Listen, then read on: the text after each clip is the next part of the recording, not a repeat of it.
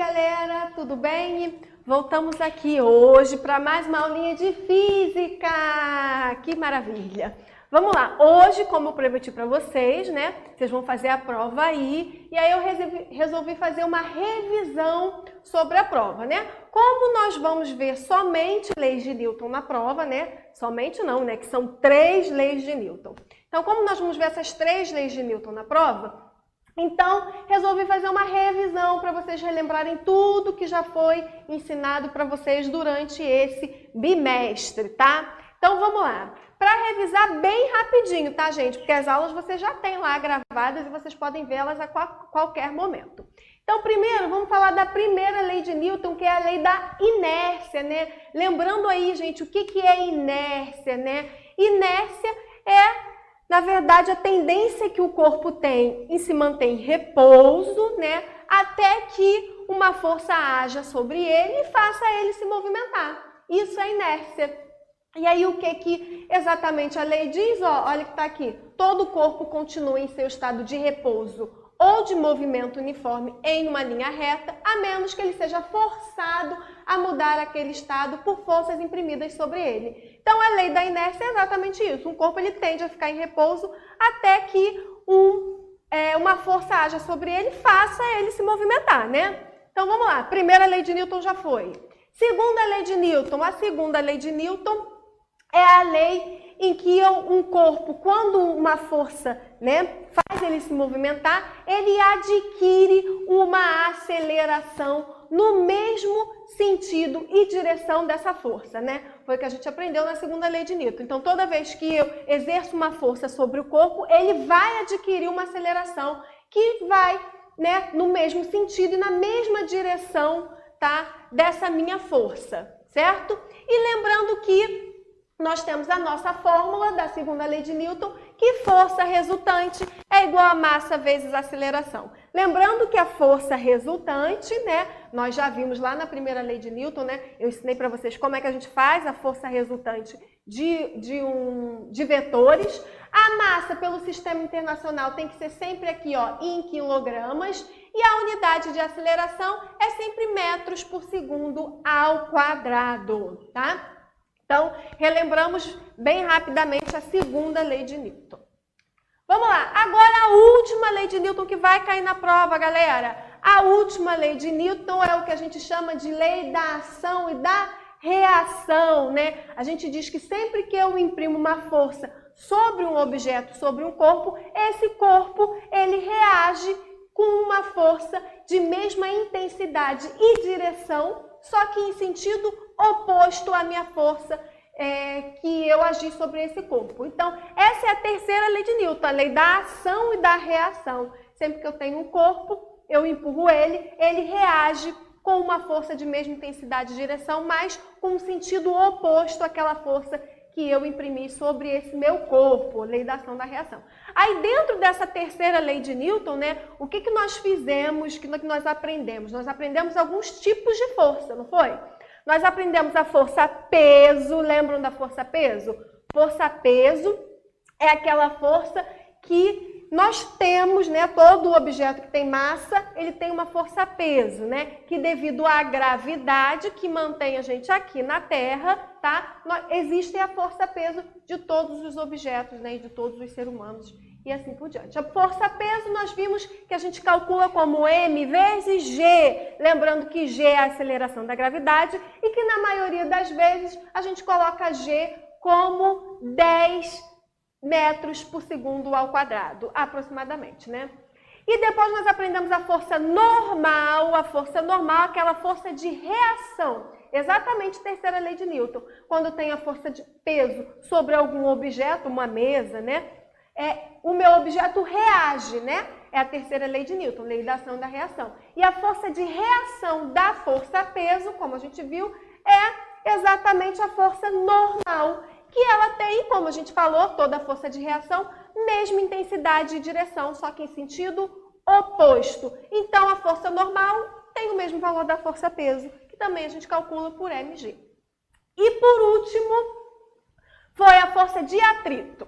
A força de atrito, nós vimos que é a força contrária ao meu movimento. Então, toda vez que eu estou lá né, caminhando no movimento, eu tenho a força de atrito causada pelo atrito entre a superfície e o corpo que eu estou movimentando. Essa é a força de atrito especificamente, né? A força de atrito, como é que a gente calcula ela? A gente calcula a força de atrito, que é a força normal vezes o μ. O μ, que é o coeficiente de atrito, normalmente ele é dado no exercício, né? Então, a força de atrito é sempre contrária ao movimento. Então, se eu vou caminhar ou vou empurrar, por exemplo, uma geladeira num chão que é liso, bacana, o atrito é pequenininho porque o chão não tem muitas rugosidades, ondulações. Mas se eu for empurrar, por exemplo, uma geladeira num chão de paralelepípedo, eu vou ter um pouco mais de dificuldade porque o coeficiente de atrito do meu paralelepípedo é muito maior e ele vai impedir o movimento de eu empurrar a geladeira. Então, bom, gente, essas foram um pouco da revisão, né, das 3 leis de Newton que a gente já tinha falado nas últimas aulas, que vão cair na prova de vocês, tá? Então, agora eu vou colocar alguns exercíciozinhos, tá, pra gente fixar essa matéria. Bom, galera, voltei já com o quadro aqui, né, e aí vamos tentar fazer agora esses exercícios aqui pra gente relembrar toda a parte de lei de Newton que nós já vimos, né? Vamos lá, exercício 1. O exercício 1, ele pede para você fazer, calcule a força resultante, né, dos vetores abaixo. E ele te dá aí na letra A. A letra A é uma caixinha sendo puxada por 3 forças, F1, F2 e F3. Como é que a gente faz a força resultante desses 3 vetores de força? Lembra que eu falei para vocês? A força resultante é a soma de todos os vetores quando eles estão na mesma direção e no mesmo sentido. Aqui nós vimos que todas as forças, ó, estão na mesma direção, direção horizontal, e no mesmo sentido, todo mundo apontando para o mesmo lado. Então, o vetor resultante vai ser a soma de todos esses vetores. Então, a força resultante vai ser o F1 mais o F2 mais o F3. A força resultante vai ser 3 mais 4 mais 5. 3 mais 4 mais 5. 3 mais 4 mais 5, isso aqui dá 12 newtons. Então, é o meu vetor resultante dessas 3 forças.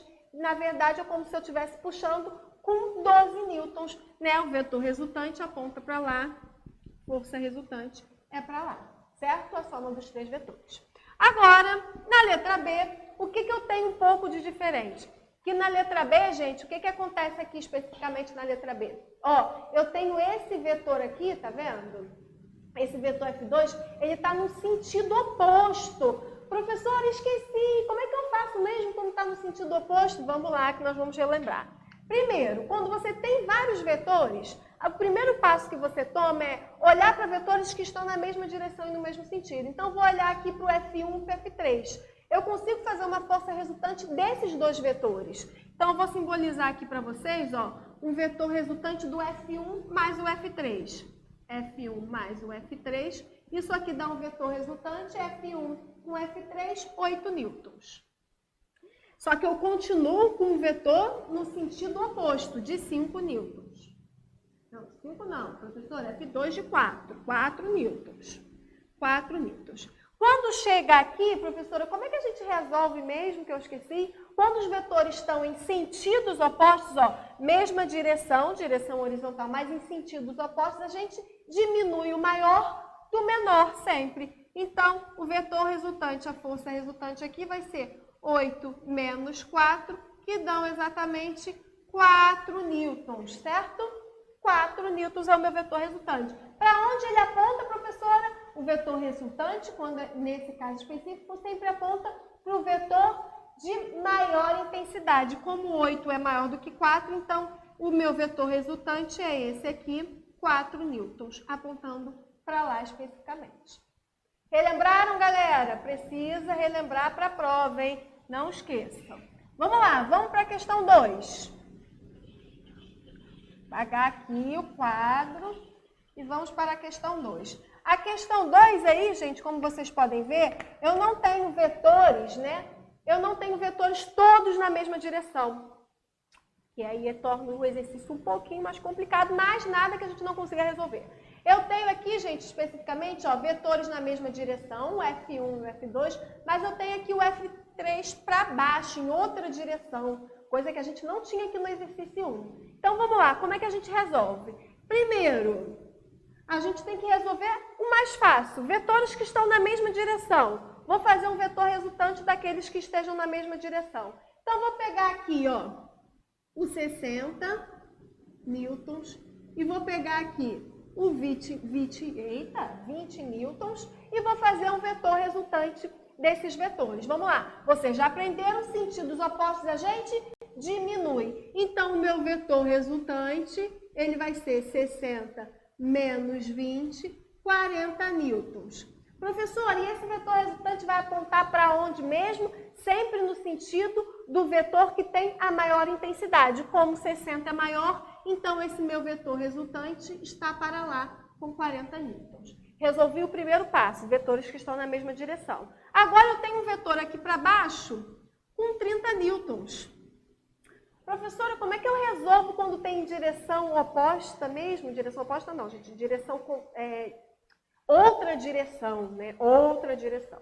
Quando está em outra direção, né? Porque aqui é direção horizontal e aqui é vertical, são direções diferentes. Como é que eu faço para resolver mesmo? Bom, lembra daquela regrinha que eu ensinei para vocês, né? Aquela formulazinha básica que vem lá da matemática, porque o Newton também era um estudioso de matemática, né? A gente conversou sobre isso nas últimas aulas, e aí ele bolou essa formulazinha. Como é que a gente faz? A formulazinha é força resultante ao quadrado é igual a F1 ao quadrado mais F2 ao quadrado, né? Essa é basicamente a minha fórmula. Aqui, especificamente, eu vou colocar F1 e F2 como sendo esses dois vetores. Então, a minha força resultante ao quadrado, vou colocar aqui o F1, 40 ao quadrado, mais 30 ao quadrado. Certo? E aí, como é que eu vou resolver? Bom, força resultante ao quadrado. Vamos lá, 40 ao quadrado é 40 vezes 40, né? Que dá 1.600, certo? E 30 ao quadrado é 30 vezes 30, que dá 900. Somando esses dois aqui, então, meu vetor resultante ao quadrado, 1.600 mais 900 vai dar isso aqui, 2.500. E a minha força resultante vai ser, eu vou tirar o quadrado, vou extrair a raiz de 250, certo? E a raiz de 250 é quanto, gente? 50 newtons. É a raiz de 250. Certo, galera? Só você extrair a raiz quadrada. Então, é assim que a gente faz esse tipo de exercício aqui, igual 2. Então, primeiro a gente faz o quê? Vetores que estão na mesma direção. Se estão no mesmo sentido, soma. Se estão em sentidos opostos, diminui. Se eles estão em direções diferentes, você tem que usar a formulazinha de matemática.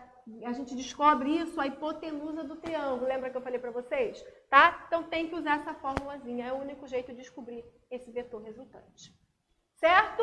Então, vamos para o próximo. Ó, vou apagar aqui.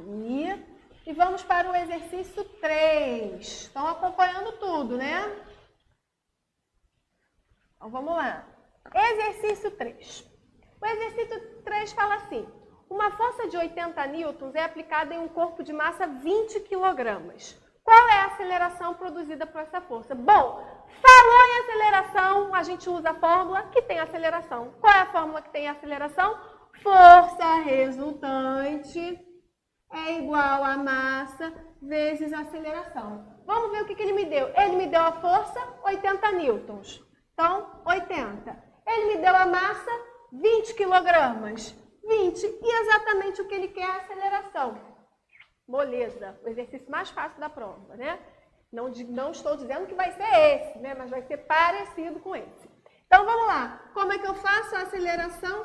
80 dividido por 20 dão exatamente 4 metros por segundo ao quadrado. Moleza, gente. Muito fácil. Esse, tá? Foi fácil. Não foi, galera? Não acharam, mais ou menos? Acho que foi fácil esse, né? Então, vamos lá. Falou em aceleração, fórmula. Força resultante é igual a massa vezes a aceleração. Certo? Vamos para o exercício 4.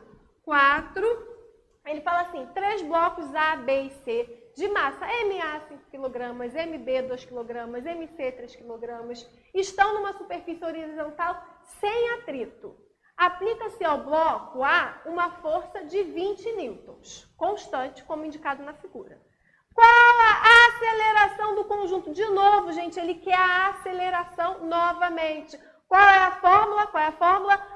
Força resultante é igual a massa vezes a aceleração. Então, vamos colocar aqui de novo, força resultante é igual a massa vezes a aceleração. Qual é a força que ele está aplicando? Bacana, 20 newtons, ele me deu aí. Qual vai ser a massa do meu sistema? Eu tenho 3 blocos que estão juntos um do outro, juntinhos um do outro, né, gente? 3 blocos aí juntinhos. Então, qual vai ser a massa do meu sistema? A soma das massas dos 3 blocos. Então, eu vou ter que somar, ó, 5 mais o bloco B pesa 2, mais o bloco C pesa 3, vezes a aceleração. Então, 20, 5 mais 2, 7, com 3, 10, vezes a aceleração. A aceleração vai ser 20 dividido por 10, que dá 2 metros por segundo ao quadrado. Tá, gente? Então, toda vez que eu tenho vários blocos, né, juntos, quando eu vou calcular a aceleração deles, eu tenho que levar em conta a massa de todos eles. Por quê? Quando eu empurro um, esse um vai empurrando lá. Quando eu empurro o A vai empurrando o B vai empurrando o C. Na verdade, eu estou acabando empurrando todos eles juntos, né? A força que eu vou aplicar vai empurrar todos os blocos juntos. Então, a massa tem que ser a soma da massa de todos os blocos. Certo? Então, vamos lá. Aqui. O último exercício da revisão. O último exercício da revisão é exatamente força de atrito.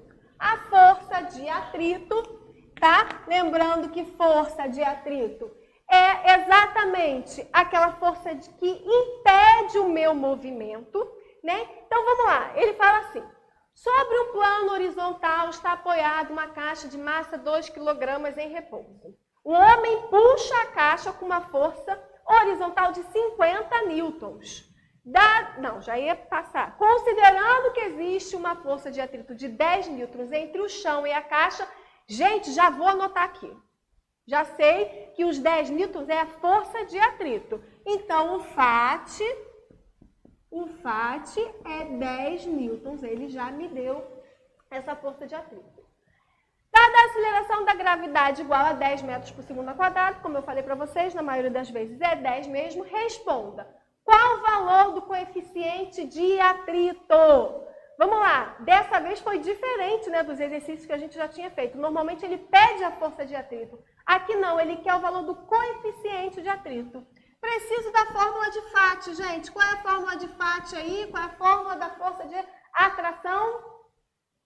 Com certeza vocês responderam aí do outro lado, porque vocês sabem tudo de física e lembraram. Força é força normal vezes o μ, que exatamente ele quer saber. A força de atrito é a força normal vezes o μ. A força de atrito ele te deu, professora, aí 10 newtons, bacana, 10 newtons ele te deu. A força normal, como é que a gente calcula? Força normal é igual a força-peso. Força-peso a gente calcula como? M vezes G. Então, M vezes G vezes μ, porque a força normal é M vezes G. Vamos lá. A massa ele te deu? Sim, gente. A caixa ali, ó, tem 2 quilos. 2. O G, tá? O G, ele te deu também, ó, 10 metros por segundo ao quadrado. E o coeficiente de atrito, que é o μ, é o que ele quer saber.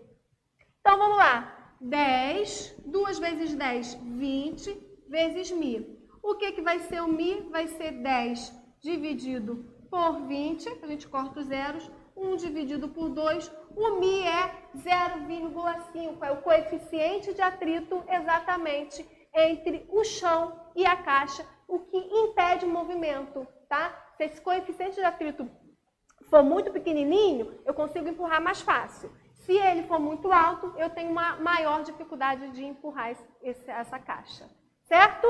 Bom, letra A resolvida, vou ter que apagar aqui, né? Mas você pode dar uma pausa se quiser no vídeo para copiar o exercício. E vou resolver a letra B. A letra B, ele fala assim, qual a aceleração da caixa? Bom, já falei aqui para vocês várias vezes, gente. Acho que vocês já estão até em cor aí do outro lado respondendo o que a professora está perguntando. Quando fala de aceleração, a gente faz o quê?